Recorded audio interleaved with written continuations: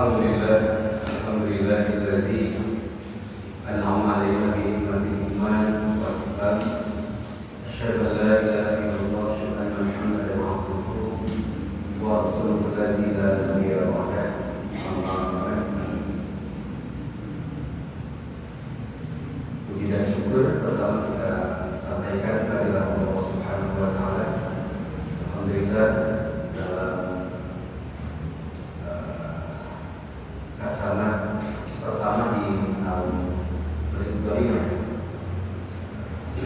Alhamdulillah bisa dipertemukan, mudah-mudahan ini menjadi pertanda bahwa semangat dan jiwa kita dalam mencari ilmu tidak pernah terputus, tetapi di tahun yang baru ini khusus semangat kita insyaallah semakin meningkat. Bapak Ibu yang dimuliakan Allah,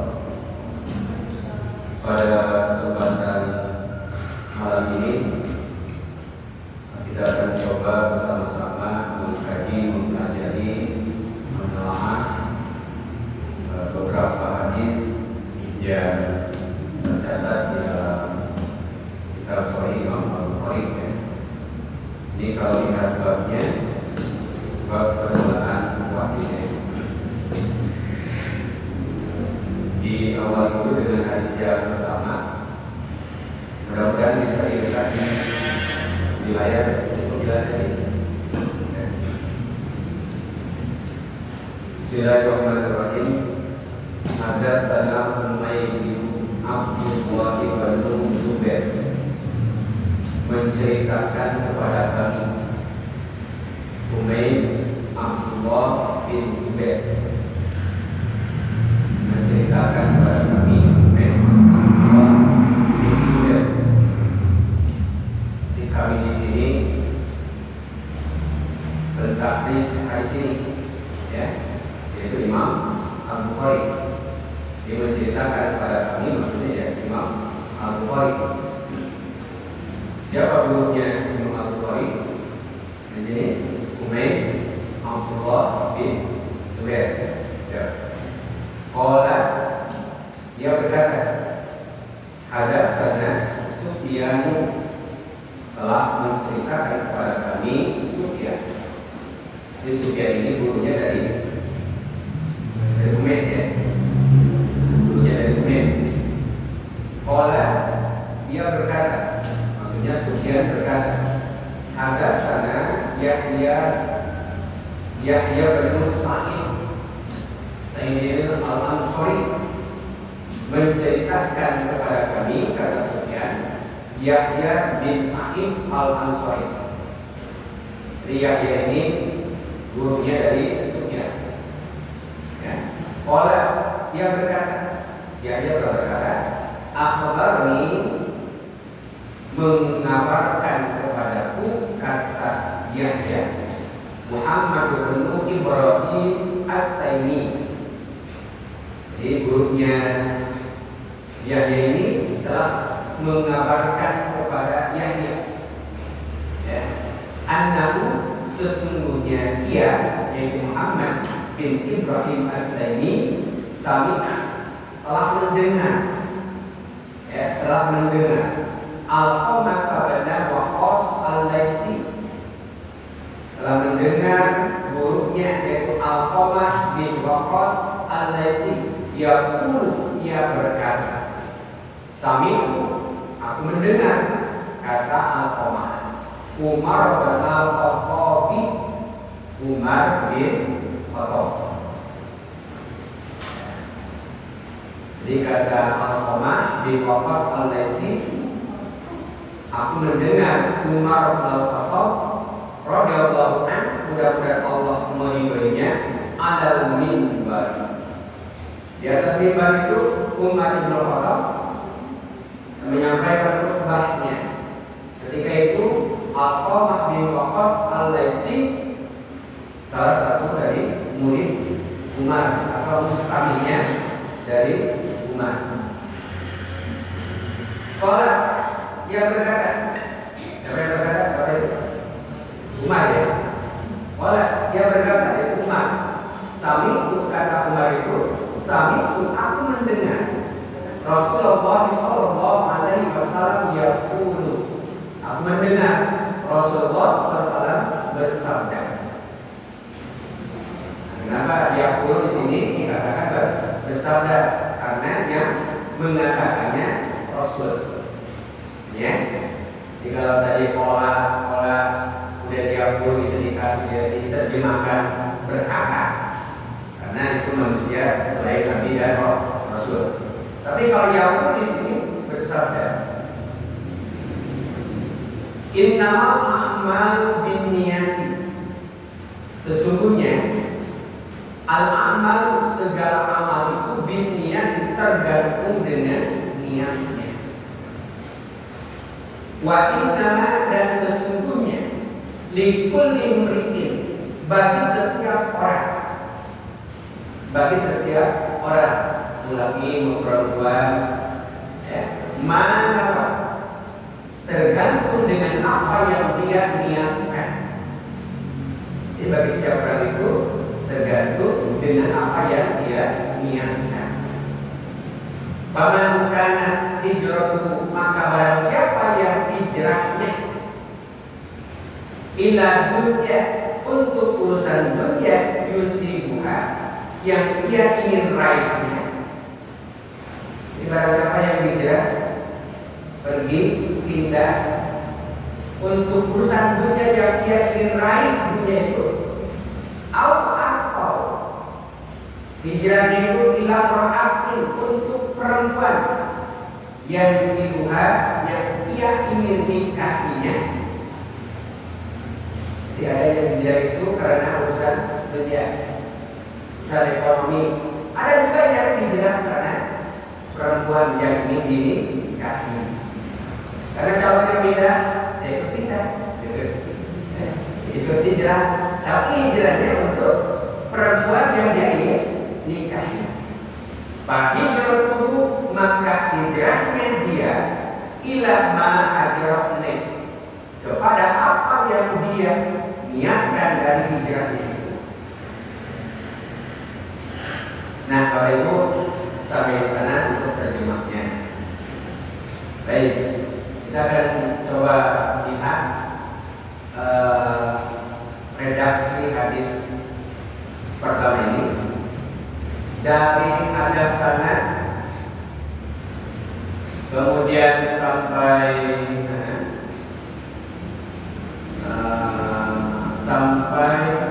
Umar bin Khattab, ya. Jadi dari Hadasan sampai Umar bin Khattab itu yang dulu pernah dikatakan itu rangkaian yang disebut dengan sanad hadis. Sanad hadis. Ya. Jadi di sini disebutkan, diungkapkan siapa yang menceritakan hadis ini. Hadis ini adanya di kitab Sahih Imam Al-Bukhari. Beliaulah yang mengumpulkan hadisnya dan menyimpannya di dalam kitabnya. Nah, Imam Al-Bukhari ini punya guru.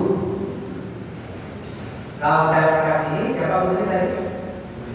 Humaid, ya. Humaid Abdullah bin Zubair. Itu gurunya Imam Al-Bukhari. Jadi Imam Al-Bukhari menerimanya dari Al-Humaid. Nah, dia menerimanya dari Al-Humaid. Nah, Al-Humaid ini punya guru siapa? Ya, Sufyan. Ya, Sufyan itu gurunya dari Humaid. Sufyan ini pun punya guru yang bernama Yahya bin Sa'id Al-Ansari. Yahya pun punya guru namanya Muhammad ibnu Ibrahim At-Taimi. Dan Muhammad pun punya guru namanya Al-Qamah bin Waqqas Al-Laisi. Ya. Kemudian Al-Qamah pun punya gurunya yaitu Umar bin Khattab. Nah, sampai di sana adalah rangkaian yang disebut dengan sanad hadis. bahasa kurang saya karena patah tale, patah tale, patah talepa. Itu namanya sana. Ya, ya, gitu ya. Jadi kalau ini dari siapa? Bapak itu ini apa itu? Nah, perlu disampaikan Bapak Ibu, Imam Al-Bukhari itu menyantumkan hadis ini di kitabnya. Ini berdasarkan hasil penyelidikan, ya, berdasarkan hasil penyelidikannya. Jadi hadis-hadis yang dimasukkan oleh Imam Al-Bukhari ke dalam kitab Sahih itu berdasarkan hasil penelitiannya. Apa yang diteliti, coba? Yang diteliti itu adalah validitas kebenaran antara guru dengan muridnya. Apakah betul guru dengan muridnya ini bertemu? Betul nggak bertemu nih? Humaid dengan Sufyan, betul nggak bertemu? Ini yang diteliti. Kemudian diteliti juga Sufyan itu mendengarnya dari siapa? Oh, dari Yahya. Ditelitilah, apakah Sufyan itu betul bertemu dengan Yahya? Atau hanya sekedar sejarah? Maka ketika diteliti dan didapati bahwa betul Sufyan itu salah satu di antara muridnya dari Yahya bin Sa'id. Begitupun diteliti juga kebenaran apakah Yahya itu bertemu dengan Muhammad bin Ibrahim At-Taimi. Betul tak bertemu? Apa hanya sekedar sejaman saja? Tapi tidak pernah bertemu, tidak pernah satu majlis. Ternyata didapat bukti-bukti nyata bahwa betul Yahya ini murid dari Muhammad bin Ibrahim At-Taimi, dan begitu pun Muhammad bin Ibrahim murid dari Al-Qamah bin Waqqas Al-Laisi. Diteliti juga apakah betul Muhammad bin Ibrahim At-Taimi ini sejaman atau bertemu dengan Al-Qamah bin Waqqas Al-Laisi. Dan selanjutnya apakah Al-Qamah ini pun bertemu dengan Umar bin Khattab. Nah, ketika semuanya sudah lulus, bahwa semuanya betul-betul bertemu dan ada bukti-bukti nyata, maka Imam Al-Bukhari kemudian hasil penelitian itu menjadi dasar beliau memasukkan hadisnya ke dalam kitab Sahihnya. Bakal dimasukkan. Jadi kalau ada satu saja antara murid dan guru yang tidak ditemukan fakta, tidak ditemukan fakta bertemunya, maka Imam Al-Bukhari akan meninggalkan hadis itu dan tidak memasukkan ke dalam kitabnya. Ini yang dinamakan oleh para ulama dengan suratul liqah. Suratul liqah, syarat bertemu. Ya, syarat bertemu. Makanya hadis Imam Al-Bukhari itu kenapa ranking nomor 1 gitu? Kenapa nomor 1 ranking tingkatannya? Karena penelitiannya sampai harus bertemu. Ya, berbeda dengan Imam Muslim. Kalau Imam Muslim cukup sejaman. Pokoknya sejaman aja. Nah, sejaman itu misalkan Pak Rudi sama Prabowo sejaman, sejaman kan? Tapi apakah bertemu atau tidak? Itu masalahnya. Ya. Sejaman tapi kan belum tentu bertemu, belum tentu muridnya kan gitu. Tapi kalau di Muslim itu ya berarti ya sejaman. Kayak sebutnya dengan suratul zaman ya. Itu Imam Muslim. Makanya kenapa kalau di klasifikasi hadis itu ada Imam Al-Bukhari baru Imam Muslim. Nah sampai di sana dari hadis Umayyah itu sampai Umar bin Khattab. Nah itulah yang dinamakan sanad hadis. Nanti untuk istilah-istilahnya ada musnid, ada musnad, ya. Kemudian ada rawi, itu nanti kita perjelasnya. Kemudian yang kedua yang bagaimana? Dalam hadis itu ada yang disebut dengan matan hadis. Nah, yang kedua ada yang disebut dengan matan hadis.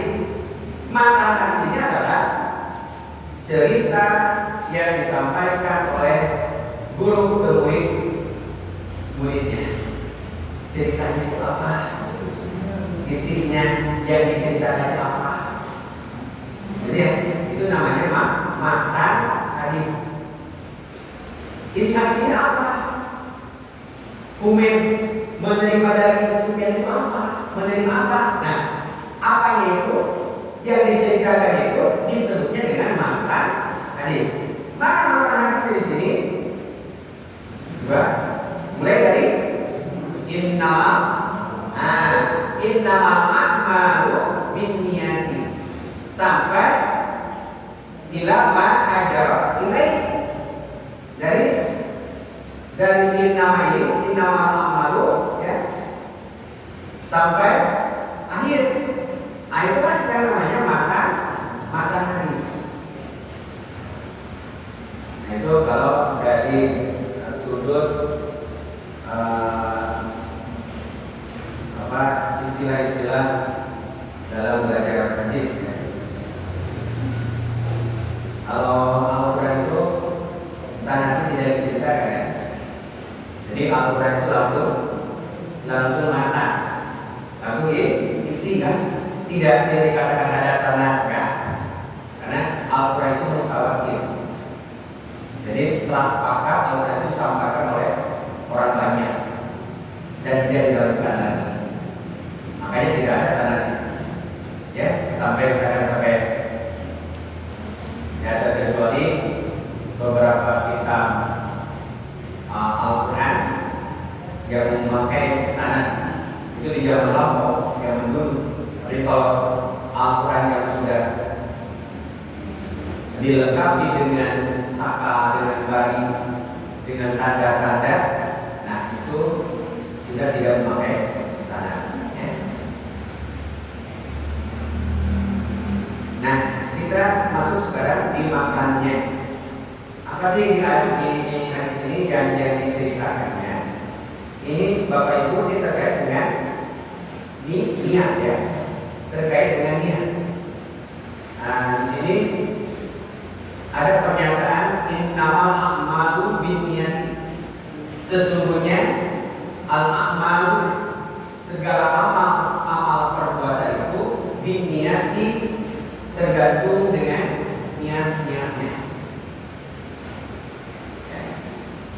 Nah, di selanjutnya ada penjelasan. Jadi ada apa? Penjelasan. Jadi innamal a'malu binniyati itu pesan pokoknya. Ya, pesan pokoknya sesungguhnya segala amal perbuatan itu tergantung niatnya.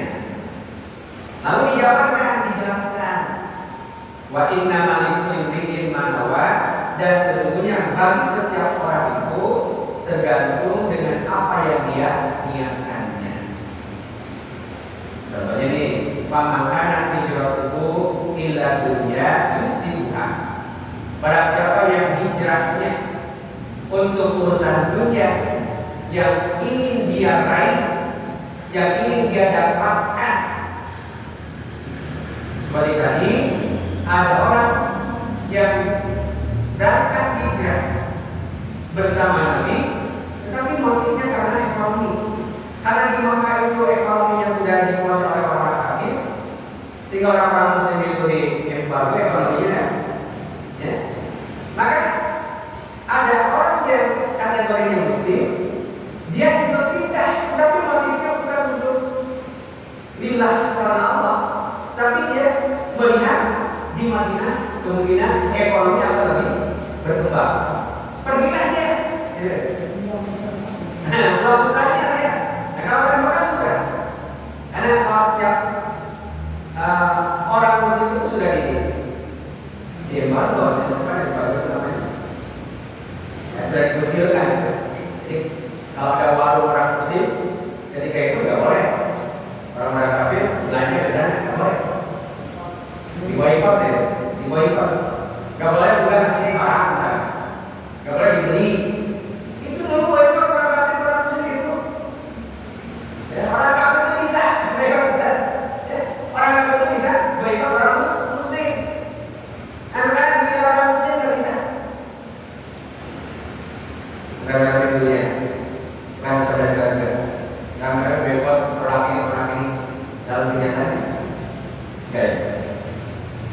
orang-orang kafir itu untuk menghalangi agama Islam. Itu sampai pakai kalung. Makanya susah. Rasul ketika itu gak bisa bergerak gitu.